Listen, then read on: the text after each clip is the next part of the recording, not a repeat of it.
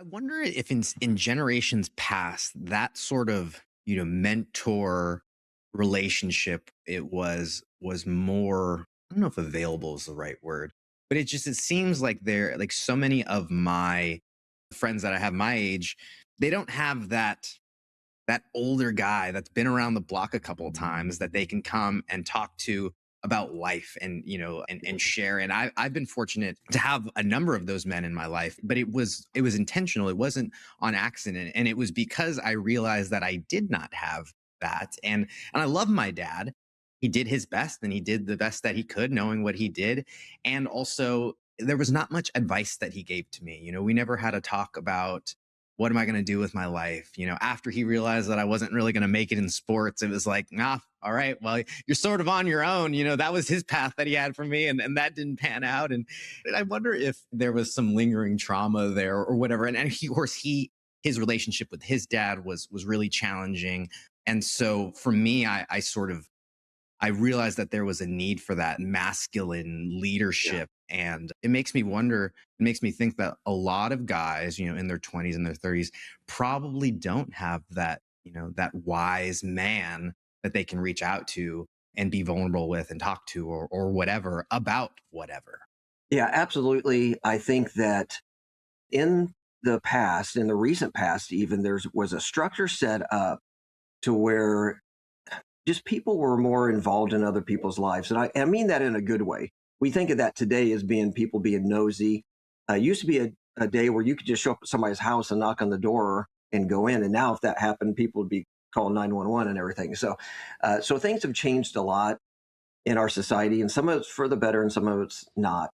But I'm a Christian, and so I go back to biblical truths, and that's just kind of who I am. It's how I live, and whenever you look back to that ancient biblical wisdom, there's just a lot of instruction that the older generation is to be building into the younger generation's lives, and that the younger generation is to listen and pay attention and respect their elders. And just unfortunately, that has broken down over the generations. There's always been, I'm sure that there's always been that whole thing about, my dad doesn't know as much as what he thinks he does. And then you start turning 25 and 30 and your dad starts getting really, really smart, right? And I kind of had the same. I've got a great relationship with my dad. He's 90 years old and he still is doing fantastic. And I still call him for advice and such. But I had kind of a similar type of experience that you did, in that he taught me a certain number of things. And at some point, he just thought, that's all I got as far as career options and things like that, and advice in that regard. And so I did reach out to other older men in my church just to spend some time and to kind of soak in some of that wisdom. How do you navigate this area of life? Because, when you're getting married, most time, whenever you're getting married, you go through premarital counseling, and then you get married and everybody just says good luck. There's no postmarital counseling unless you seek it out and you start paying a lot of money for that. When you have kids, there's no instruction booklet that comes with it. In my stage of life now, where I'm just about to the empty nesting stage, it's like, what is going on right now? Everything is upside down for me. And I'm still seeking out older men and just saying, how did you navigate that? How do I handle this situation? It's like everything is brand new with my wife now. So every stage of life has challenges and struggles. And there are people who have gone beyond us and have navigated that. And so we need to glean the wisdom from them. And then we need to pay that forward, so to speak, and then be looking out for people who are a step or two behind us and help bring them along to where we are. Yeah, I remember there was this first experience, and it was probably about fifth, sixth grade, where my mom was like, I don't know how to help you with your homework anymore. Like what you said, you're sort of beyond, this is all I got.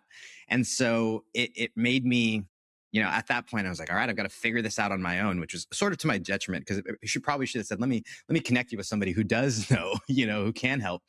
And I remember in my teens and 20s thinking like, these old fuddy duddies don't know what it's like. They don't know. They don't know. And also, I think there is a little bit of truth to that, because if we think about, the difference in lifestyle or what life was like for me versus my grandpa, and we go great grand, we go one more generation. I mean, the difference between the 1900s and the 2000s are totally different worlds in terms of technology and the sociological sort of move, like everything that's sort of happening. And as I'm getting older, I'm realizing that it's also the exact same too. Relationships, you know, haven't marriage is still marriage, parenting is still parenting. And so although on the outside things look and appear to be different, I think that they're not actually that different. There's so much wisdom that can be taken from those previous generations. And I was sort of avoiding it, or I was sort of blind to it because I was going, they don't know how to use a cell phone. They don't know how to use they don't know how to type on a keyboard. They don't know how to, they don't know the internet. And that was such to my detriment as I was, becoming a man, starting a business, going through my marriage and relationship and that sort of whole thing and becoming a parent, because I wish that I would have sought that help earlier. Yes, if somehow we could figure out how to infuse that into like the teenage brain, so that, as you know, I'm just thinking about myself as well, as if as a teenager and a young, say 20 and even into the 30s, if I would have just been paying much more attention to what are other people doing that is making them successful.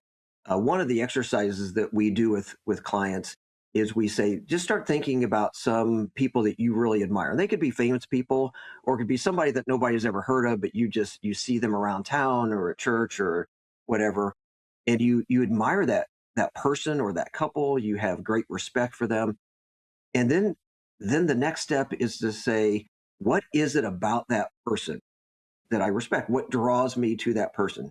Is it their consistency? Is it their faithfulness? Is it their quick decision makers? They have a confidence about them. And then the third step then is to say, what do I need to do to become like that? What do I need to do to become that type of person that other people would look to me with respect?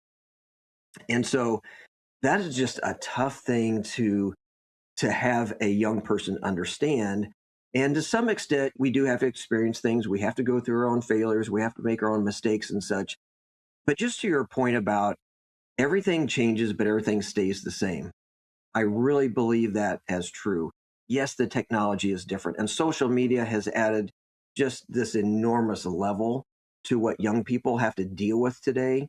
I really feel for my kids who are younger, and they feel this pressure of always looking their best. And that's why, going back to the first question that you asked, what are you struggling with? I just think that's such an important question that we need to ask one another.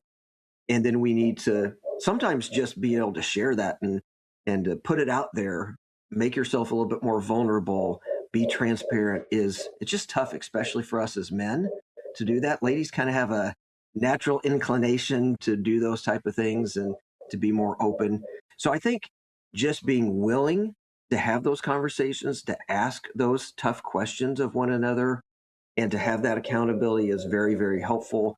And then you just take those old, as I said, those ancient principles, and you apply them to the modern technology, the modern world, and it plays out very, very well.